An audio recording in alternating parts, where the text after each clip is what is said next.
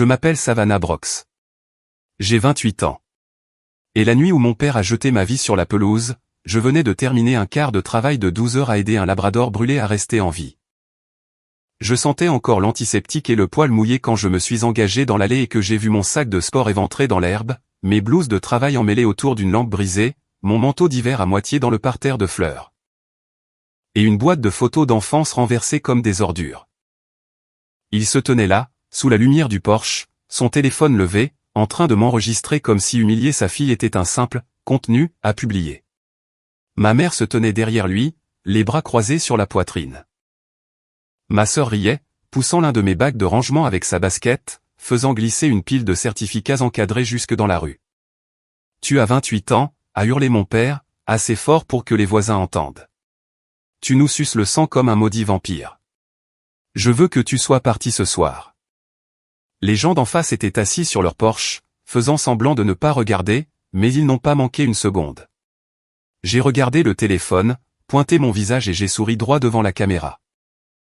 Avez-vous déjà été traité de parasite par les personnes qui sont censées vous aimer le plus? Parce qu'à cet instant précis, quelque chose en moi s'est glacé. J'ai chargé tout ce que j'avais dans ma voiture sans pleurer, sans supplier, sans leur donner la scène qu'ils attendaient. Puis je me suis approché d'eux trois et j'ai dit très doucement, « J'espère que vous dormirez bien tous les trois ce soir, parce qu'un jour, aucun de vous ne dormira plus du tout. » Avant de vous raconter ce qu'il a dit ensuite et ce qui s'est passé après mon départ, dites-moi, quelle heure est-il chez vous en ce moment et d'où regardez-vous? Je suis curieuse de voir jusqu'où cette histoire voyagera. Je ne suis pas allé chez un ami d'abord. Je ne me suis pas assise sur un parking pour sangloter non plus. J'ai conduit 3 sorties plus au sud, je me suis garé derrière une station-service ouverte 24h24, et j'ai écouté le mémo vocal que j'avais accidentellement enregistré pendant que je ramassais mes affaires. Mon père qui hurlait, ma sœur qui riait, ma mère qui disait « Laisse-la partir, Richard. » Elle la cherchait. Je l'ai réécouté 3 fois, non pas parce que j'aimais ça, mais parce que j'avais besoin de l'entendre assez clairement pour ne jamais, plus tard, réécrire ce souvenir en quelque chose de plus doux. Les familles comme la mienne survivent en vous faisant douter de votre propre mémoire. Au matin, ils auraient appelé ça un malentendu. La semaine suivante, ils auraient dit que j'étais dramatique. À Noël, ils auraient raconté à tout le monde que j'étais parti sur un coup de tête pour rien. Mais l'enregistrement, lui, ne mentait pas.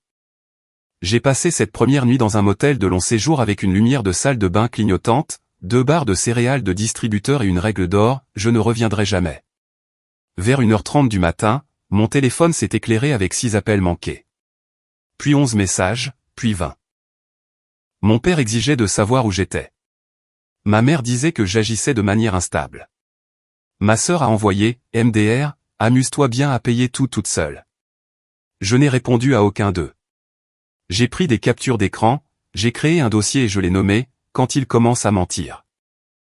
Ça peut paraître mesquin, mais quand les gens vous humilient en public, la documentation n'est pas de la mesquinerie. C'est une armure. Le lendemain matin, j'ai appelé la seule personne en qui j'avais confiance pour me dire la vérité, même quand elle faisait mal. Noah Carter, l'ambulancier que j'avais rencontré 2 ans plus tôt, alors qu'il apportait un Beagle en pleine crise convulsive aux urgences à 3 heures du matin. Noah n'a pas commencé par de la pitié, il a dit « Dis-moi exactement ce qui s'est passé. » Ne les protège pas, alors je l'ai fait. Chaque mot, chaque regard, chaque petite mise en scène que mon père avait orchestrée pour le quartier. Noah est resté silencieux un instant, puis a demandé, s'il t'appelait ce soir en pleurant, est-ce que tu y retournerais? J'ai fixé le rideau du motel et je me suis surprise de la rapidité de la réponse. Non.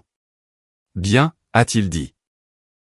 Alors arrête de te comporter comme s'il s'agissait d'une rupture que tu pourrais réparer. C'est un incendie dont tu viens enfin de sortir.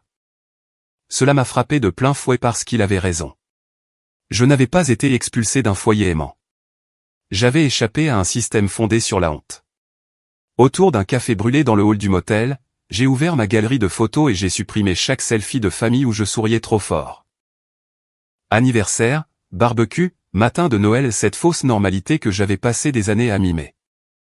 Puis j'ai commencé à chercher des chambres à louer, des quarts de travail supplémentaires, et n'importe quelle opportunité qui me rapprocherait du programme de certification que j'avais repoussé pendant 3 ans. Parce que mon père répétait sans cesse que les carrières sérieuses étaient pour les enfants qui finissaient ce qu'ils commençaient. Je finissais déjà plus de choses qu'ils n'en verraient jamais, sauver des animaux, soutenir des inconnus au milieu de la nuit, payer la moitié de leurs courses quand ma mère oubliait sa carte. Et soudain, j'ai compris quelque chose de laid. Ils ne m'avaient pas mise à la porte parce que j'étais faible. Ils m'avaient mise à la porte parce que j'avais cessé d'être utile de la manière qu'ils aimaient. Êtes-vous déjà parti en voiture, tremblant si fort que vous pouviez à peine tenir le volant, mais en souriant quand même? Parce qu'au fond de vous, vous saviez que les gens qui se moquaient de vous venaient de commettre la pire erreur de leur vie.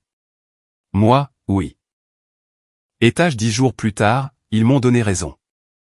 Au 3e jour, j'avais un tarif hebdomadaire au motel, 2 quarts de nuit supplémentaires à l'hôpital vétérinaire, et exactement $341 restant après l'essence, la nourriture et le stockage. Cela aurait dû m'effrayer plus que ça. Au lieu de cela, je me sentais étrangement lucide. Personne ne claquait les armoires parce que je rentrais tard du travail. Personne ne comptait combien de douches je prenais. Personne ne me traitait d'égoïste parce que j'achetais mes propres barres protéinées pendant que ma sœur commandait des plats à emporter sur la carte de ma mère.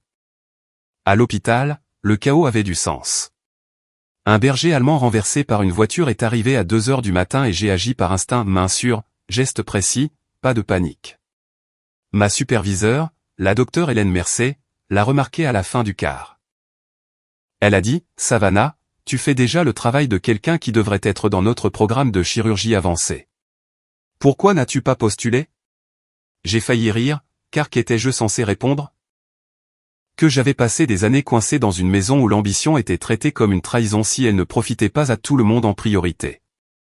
À la place, j'ai dit, mauvais timing. Elle m'a regardé droit dans les yeux et a répondu, alors peut-être que c'est enfin le bon timing.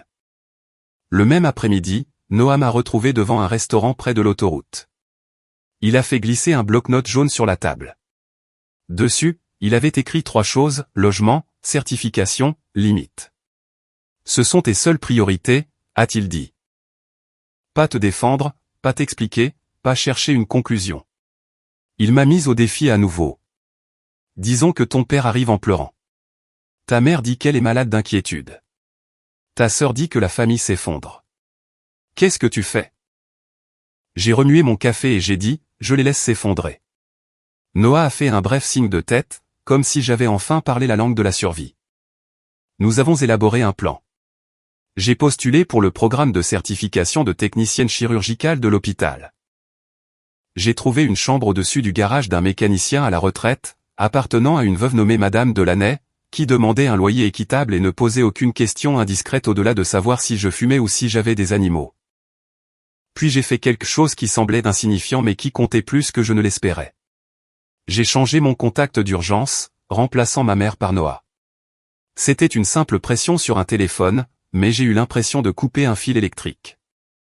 Pendant ce temps, les messages de la maison changeaient de ton. Mon père a cessé de m'appeler fainéante et a commencé à demander où se trouvaient les papiers de la voiture. Ma mère voulait savoir si j'avais emporté des objets importants. Ma sœur a texté, est-ce que tu as l'identifiant du portail des services publics? C'était flagrant. Aucune inquiétude, aucune excuse, juste de l'inconvénient. C'est là que j'ai réalisé que ma disparition n'avait pas d'abord créé du chagrin dans cette maison. Elle avait créé un manque de main-d'œuvre. C'était moi qui m'occupais du renouvellement des médicaments du chien, du paiement des factures en ligne, des commandes de courses pour ma mère et des passages à la pharmacie quand mon père était trop fatigué après le travail. Je n'étais pas un fardeau. J'étais une infrastructure non rémunérée. Une fois que j'ai vu cela, toute l'histoire familiale s'est effondrée.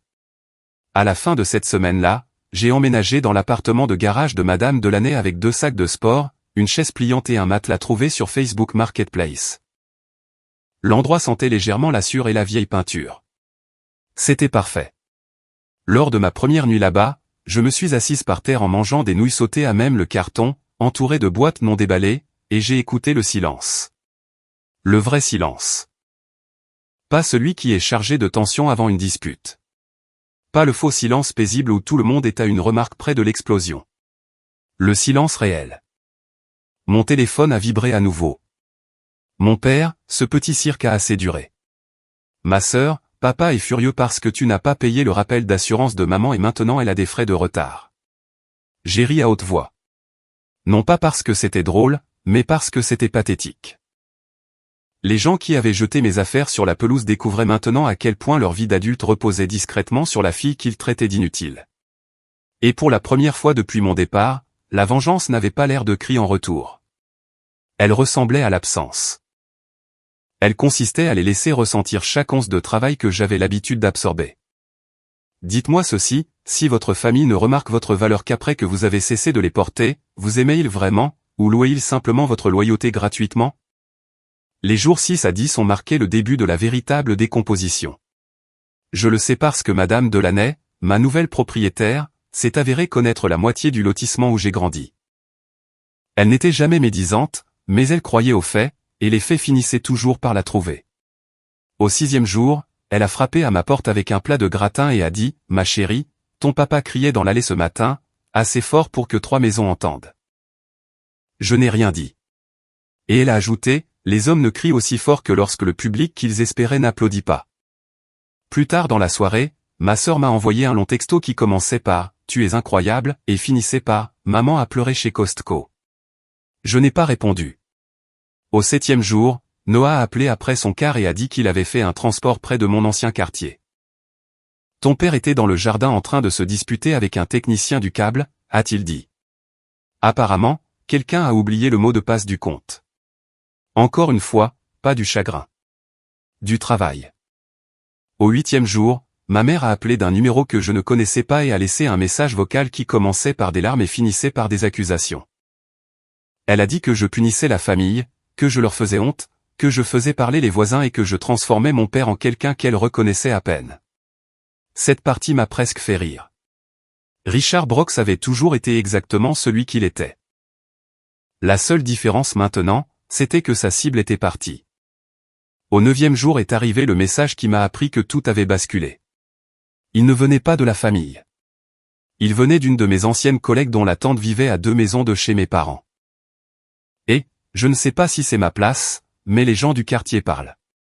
Ton père a enregistré l'épisode de la pelouse et apparemment, il l'a montré à quelqu'un au travail comme s'il voulait prouver quelque chose. Ça s'est retourné contre lui.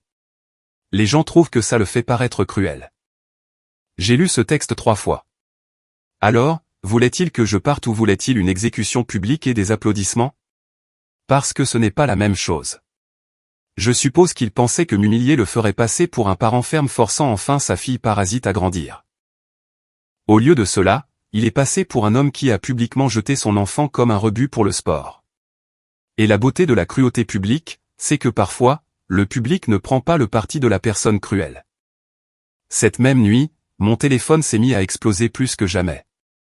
88 messages au total avant 2h30 du matin. Mon père, où diable es-tu? Réponds-moi tout de suite. Tessa, mec, papa est en train de craquer. Ma mère à 2h12, ça doit s'arrêter maintenant. Rappelle-moi immédiatement. Puis un de ma sœur, différent des autres, il n'arrive pas à dormir. Je me suis assise sur le bord de mon matelas en fixant celui-là. Non pas parce que j'étais désolé, mais parce que je me souvenais de la lumière du Porsche sur le visage de mon père quand il m'avait dit de sortir. À quel point il semblait sûr de lui. Quel aplomb. Les hommes comme lui pensent toujours que les conséquences ne concernent que les autres. Ils pensent que la rage du soir disparaît au matin et que tout le monde est censé faire une remise à zéro. Mais la honte est étrange. Quand elle finit par revenir, elle ne frappe pas poliment. Elle martèle. Le lendemain après-midi, alors que j'aidais à préparer un Golden Retriever pour une chirurgie abdominale d'urgence, la docteure Mercé m'a prise à part. Ma demande de certification avait été acceptée. Plus que cela, l'hôpital était prêt à parrainer la majeure partie des frais si je m'engageais dans le programme chirurgical d'1 an. J'aurais dû fondre en larmes sur le champ. Au lieu de cela, j'ai ressenti une profonde revanche, presque intime. La semaine même où mon père perdait la tête parce que j'avais cessé de gérer sa maison, j'entrais dans la carrière dont il avait toujours sous-entendu que je n'étais pas assez sérieuse pour la mériter. Cette nuit-là, après mon service, j'ai enfin écouté tous les messages vocaux. Mon père n'était plus furieux, il semblait épuisé. Ma mère semblait paniquée. Ma sœur semblait effrayée d'une manière très égoïste et enfantine la façon dont les gens réagissent quand le système familial qui les protégeait commence à se retourner contre eux aussi. Madame Delaney m'a raconté plus tard qu'elle avait entendu une autre dispute hurler à la maison. Mon père reprochait à Tessa d'avoir commencé les choses sur la pelouse. Tessa hurlait en retour que c'était lui qui avait sorti son téléphone le premier. Ma mère sanglotait qu'ils avaient tous besoin de moi pour « réparer ça ». Réparer ça. C'est le mot qui m'a frappé. Parce que vous êtes-vous déjà demandé si votre famille s'effondrait parce que vous étiez parti, ou parce que, pour la première fois, il n'avait plus personne sur qui décharger tout le poids? La réponse était enfin évidente. Je n'étais pas la cause de leur dysfonctionnement. J'avais été le coussin qui le cachait. La première fois que j'ai répondu à mon père après être parti, ce n'était pas parce que je m'étais adouci. C'était parce que je voulais la vérité de sa propre voix. 10 jours après qu'il a jeté mes affaires dehors, il a appelé alors que j'étais dans la salle de pause de l'hôpital en train de manger des biscuits d'un distributeur. J'ai appuyé sur « Enregistrer » sur mon téléphone avant de décrocher. Quoi, ai-je dit? Il n'a même pas commencé par « Bonjour ». Où diable es-tu? Au travail? Ne joue pas au plus malin avec moi. Même ton, même sentiment de supériorité, comme si l'expulsion avait été une tactique d'éducation et non une rupture. Il s'est lancé dans une tirade sur le fait que ma mère était stressée, que Tessa était impossible, que les voisins parlaient, que les factures n'étaient pas payées, et que j'étais égoïste de disparaître alors que la famille était déjà sous pression. Je l'ai laissé parler. Puis il a dit la chose que je n'oublierai jamais, si tu ne rentres pas pour aider à régler ça, je m'assurerai que tout le monde sache quel genre de fille tu es. Je me suis adossé à cette chaise en plastique rigide et j'ai fixé le mur de l'hôpital tandis qu'un sourire s'étalait sur mon visage. Voilà. Pas de l'inquiétude, pas du remords. De la gestion de réputation. Un chantage déguisé en valeur familiale. Tu veux dire, raconter aux gens que tu as jeté les affaires de ta fille sur la pelouse en filmant la scène, ai-je demandé. Silence. Vas-y, papa. Un autre silence, plus court cette fois, mais plus méchant. Tu te crois forte maintenant parce que tu as des gens qui te montent la tête? Non, ai-je dit, je me sens forte maintenant parce que j'entends mes propres pensées pour la première fois. Il a commencé à hausser le ton, mais j'ai coupé court. Et juste pour que ce soit clair, j'ai enregistré cet appel. Le silence de mort qui a suivi était si pur qu'il semblait presque sacré.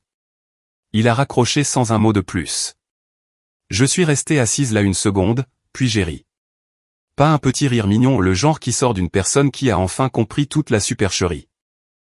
J'ai envoyé le fichier audio dans un dossier privé sur le cloud, à côté de l'enregistrement original de la pelouse. Puis je suis retourné travailler et j'ai aidé à stabiliser un husky en état de choc comme si ma vie ne changeait pas d'heure en heure. Ce soir-là, la docteure Mercé m'a officiellement proposé la place parrainée dans le programme de chirurgie et une augmentation avec mes nouvelles responsabilités. J'ai accepté sur le champ. Elle m'a serré la main et a dit, « Ta place est ici, Savannah ». C'était une phrase toute simple, mais je l'ai portée comme une chaleur dans ma poitrine, parce qu'à la maison, l'appartenance avait toujours été conditionnelle. Au travail, elle était méritée. Quand je suis rentré à l'appartement, Madame Delaney arrosait ses tomates. Elle a levé les yeux et a dit, « Ton vieux est passé ». Mon estomac s'est noué. Elle a haussé une épaule. Je ne l'ai pas laissé entrer. Je lui ai dit que s'il voulait hurler, il pouvait le faire depuis le domaine public où tout le monde pourrait l'entendre. J'aurais pu l'embrasser. Elle m'a tendu un morceau d'essuie-tout plié avec un numéro écrit dessus. Il a laissé son numéro au cas où tu l'aurais égaré. Puis elle a dit quelque chose d'encore mieux, au fait, les gens parlent, et pas comme ils l'espéraient. Les hommes qui jettent les affaires des femmes dans le jardin ne s'en remettent généralement pas socialement aussi bien qu'ils le croient. Apparemment, l'un des voisins d'en face avait dit à quelqu'un à l'entrepôt où travaillait mon père que tout l'incident semblait dément. Et de là, l'histoire s'était propagée. Rien de spectaculaire, il n'a pas perdu son emploi ou quoi que ce soit d'incroyable, mais on le regardait différemment, on le jugeait, on l'évitait discrètement. Le genre de conséquences qui empêchent les hommes fiers de dormir la nuit. Ma sœur a texté vers minuit. Qu'est-ce que tu lui as dit? Il piétine partout comme un psychopathe. Je n'ai pas répondu. Une minute plus tard, elle a ajouté, maman dit que ça va trop loin. À celui-là, j'ai répondu. J'ai écrit, c'est allé trop loin le soir où il a mis ma vie sur la pelouse. Elle l'a lu immédiatement. Aucune réponse. Ce qui m'a le plus frappé, ce n'était pas qu'il souffrait. C'était que la souffrance les avait enfin rendus conscients que j'existais en tant que véritable personne, pas un rôle, pas une utilité, une personne. Et je sais que certains diraient que la vengeance devrait être plus bruyante, plus cruelle, plus tape à accent grave l'œil. Mais il y a une vengeance spécifique à devenir indéniable aux yeux de ceux qui ont construit leur confort en vous niant. Avez-vous déjà entendu le même parent qui vous traitait de vaurienne menacer soudainement de ruiner votre nom parce qu'au fond de lui, il sait que le vôtre survivra peut-être plus longtemps que le sien? C'est le moment où j'ai su que j'avais déjà gagné. 2 jours plus tard, mon père s'est présenté en personne. Pas dans mon ancienne maison, ni au motel, mais devant l'appartement de garage de Madame Delaney juste après le coucher du soleil, pile au moment où les réverbères s'allumaient et où le quartier devenait assez calme pour que chaque mot porte. J'ai vu son camion avant de le voir lui. Puis il y a eu le coup à la porte. Sec, impatient, familier. Mon corps a réagi avant mon esprit et les épaules tendues, le pouce élevé, cette vieille peur se réveillant comme si elle n'était jamais partie. Mais je n'ai pas gelé. J'ai ouvert la porte avec la chaîne de sécurité toujours mise. Richard Brox avait l'air plus mal que jamais. Pas brisé, pas humilié, juste effiloché, les yeux injectés de sang, la mâchoire serrée, portant la même veste de travail comme s'il avait dormi dedans. « On doit parler » a-t-il dit. « On parle là » ai-je répondu. Il a jeté un coup d'œil derrière moi dans l'appartement, notant l'étagère d'occasion, la table pliante, les boîtes non déballées. Je voyais le jugement poindre en lui, mais il ne m'atteignait plus comme avant, car cet espace, aussi petit soit-il, était le mien. « Ta mère est une épave » a-t-il dit. « Ta sœur pleure tous les jours. » Ça a assez duré. Tu m'as mis à la porte. J'étais en colère. Tu l'as filmé. Son visage a tressailli. Je ne pensais pas, exactement, ai-je dit. Cela l'a frappé. Il a changé de ton, essayant une approche plus douce qui lui semblait étrangère. Savannah, tu sais, je voulais seulement que tu voles de tes propres ailes. J'ai presque admiré la réécriture de l'histoire, l'audace d'un homme d'allumer une allumette, puis de décrire le feu comme une motivation. Je vole de mes propres ailes, ai-je dit. C'est ce qui t'embête. Il semblait sincèrement surpris. Et à cet instant, j'ai compris quelque chose. Le contrôle avait toujours été plus facile pour lui quand je cherchais encore son approbation. Une fois que j'ai cessé de la chercher, il n'avait plus rien d'assez fort pour me retenir. Puis il s'est approché un peu trop de la porte et a baissé la voix. Tu me fais passer pour un monstre. Pas, tu m'as fait mal, pas, je suis désolé, pas, j'avais tort. Mais, tu me fais passer pour un monstre. Je lui ai ri au nez. Je ne te fais passer pour rien du tout. Tu l'as fait tout seul. Il est devenu rouge. Après tout ce qu'on a fait pour toi. Tu veux dire, après tout ce que j'ai fait pour vous, ai-je dit. Qui gérait les médicaments de maman quand elle oubliait? Qui payait la moitié des courses?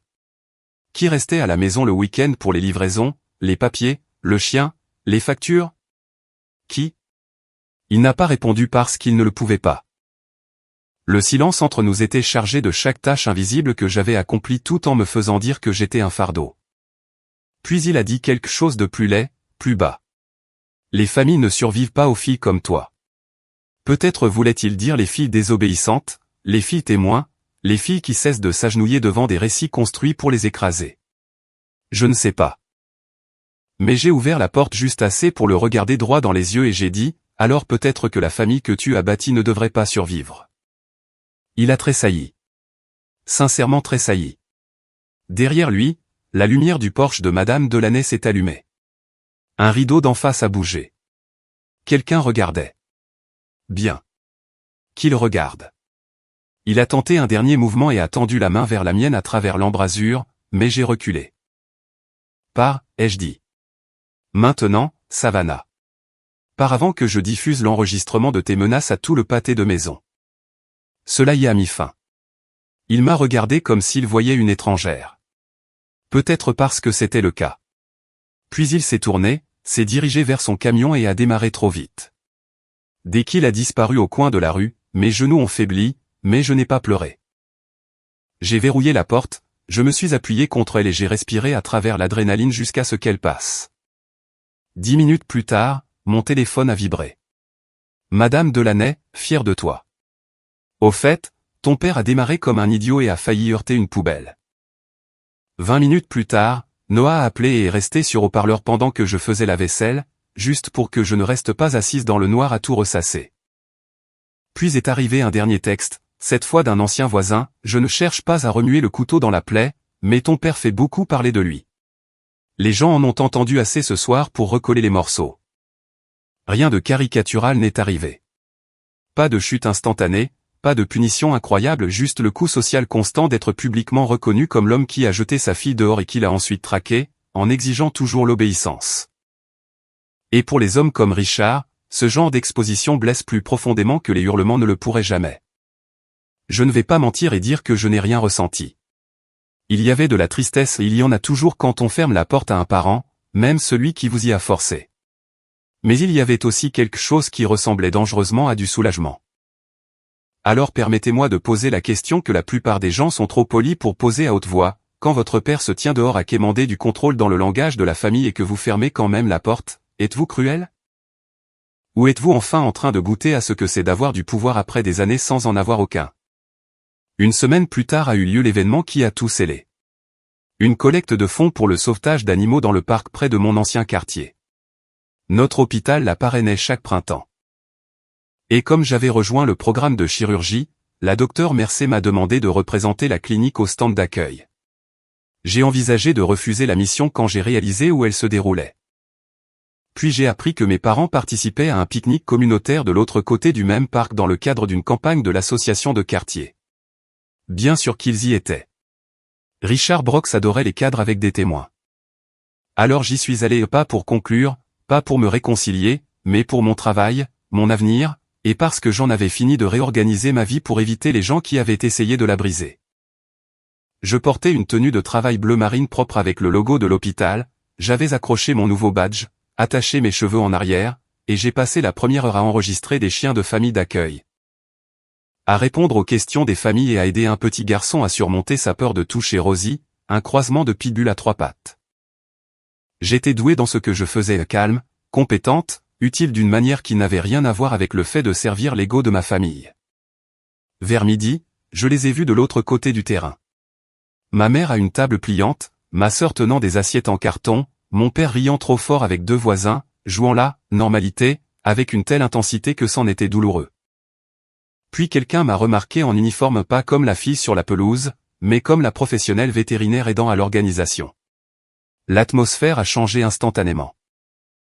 Une femme que je reconnaissais d'en face s'est approchée et a dit « Savannah, ma chérie, je n'avais aucune idée que tu travaillais dans les soins animaliers d'urgence. C'est merveilleux. » Merveilleux. Un mot curieux, quand on pense que la dernière fois qu'elle m'avait vu, mes affaires étaient dans l'herbe.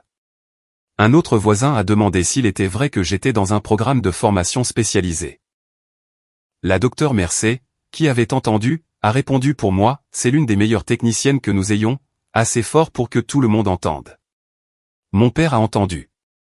Je le sais parce que quand j'ai regardé vers eux, son sourire avait disparu. L'humiliation publique m'avait présenté d'une manière, la compétence publique me présentait maintenant d'une autre. Et contrairement à sa petite mise en scène sur le porche, cette version-ci s'accompagnait de témoins qui me respectaient. Ma sœur s'est approchée la première. Tessa avait l'air épuisée, moins arrogante qu'avant, son mascara trop lourd, comme si elle avait mal dormi. « On peut parler ?» a-t-elle demandé. J'ai répondu, « Tu peux parler. » Elle a jeté un coup d'œil vers nos parents et a baissé la voix. Tout a été délirant. Il hurle tout le temps maintenant. Maman ne cesse de pleurer. Les gens posent des questions. J'ai laissé le silence s'installer. Puis elle a lâché, je ne pensais pas que ça irait si loin. Voilà pas tout à fait de la responsabilité, mais plus proche de ça que tout ce que j'avais reçu auparavant. Tu as balancé mon sac dans la rue, ai-je dit. Elle a dégluti. Je sais. Tu as ri. Ses yeux se sont remplis de larmes instantanément. Je sais. Je croyais qu'elle le regrettait. Je savais aussi que le regret n'efface pas l'impact. Tu ne peux pas me choisir comme sœur seulement quand la maison devient invivable, lui ai-je dit. Cette laideur existait avant que je parte. C'est juste que tu n'étais pas à ma place. Elle s'est mise à pleurer juste là, à côté du stand de sauvetage, pendant que des familles passaient avec des chiots. Pas des pleurs de cinéma dramatique, des pleurs humiliants qu'on ne peut pas cacher. Quelques minutes plus tard, ma mère est arrivée, le visage tendu et fragile. S'il te plaît, a-t-elle chuchoté en regardant autour d'elle si quelqu'un observait. Pas ici. J'ai presque souri à cela parce que, pas ici, était exactement le luxe qu'ils m'avaient refusé quand ils avaient exposé ma vie au grand jour. C'est arrivé ici, ai-je dit. Tout ça. Ma mère a regardé mon badge, mon presse-papier, mes collègues, et quelque chose s'est brisé dans son expression. Peut-être était-ce de la honte. Peut-être était-ce simplement la réalisation que j'avais construit une version de moi-même à laquelle aucun d'eux n'avait pris part. Puis mon père a fini par traverser la pelouse. Pas de grande scène, pas de cris. C'était fini maintenant que le public risquait de ne pas le choisir. Il s'est arrêté à quelques mètres et a dit « Tu as l'air occupé ». C'était une phrase si courte, mais chargée de défaite. J'ai acquiescé. Je le suis. Il a regardé les tables d'adoption, les médecins, les familles, les gens qui me saluaient par mon nom. Pour une fois, il ne semblait pas savoir quel script appliquer le père strict, le parent lésé, la victime publique.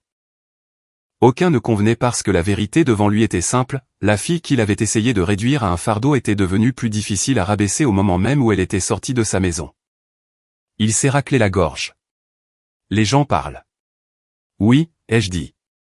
C'est ce qu'ils font quand ils voient un homme jeter les affaires de sa fille sur une pelouse. Ma mère a fermé les yeux. Ma sœur fixait le sol. Il avait l'air de vouloir argumenter, de réviser les faits, de dire que tout avait été démesurément amplifié, mais cet argument-là demande du pouvoir, et le pouvoir déteste les témoins qui ont déjà forgé leur opinion. Je ne pensais pas, a-t-il commencé. Je sais, ai-je dit. C'est bien là le problème. Nous sommes restés là un moment dans la lumière de l'après-midi, entourés de chiens qui jappaient, de banderoles en papier et de voisins qui faisaient semblant de ne pas écouter. Puis je leur ai donné la seule chose que j'étais prête à donner, la vérité sans confort. Je ne reviens pas. Je ne vais pas réparer votre maison. Je ne vais pas reprendre ce rôle. Ce qui vous est arrivé après mon départ n'est pas quelque chose que je vous ai fait. C'est ce qui était déjà là quand j'ai cessé de le porter. Personne n'a protesté. Pas même Richard. Parce qu'il savait. Ma sœur a essuyé son visage et a murmuré « Je suis désolé ». Cette fois, j'ai cru qu'elle le pensait vraiment. Ma mère a ouvert la bouche comme si elle voulait demander plus une visite, un appel, une promesse que tout cela n'était que temporaire, mais je lui ai épargné ça. Peut-être qu'un jour nous pourrons parler, ai-je dit.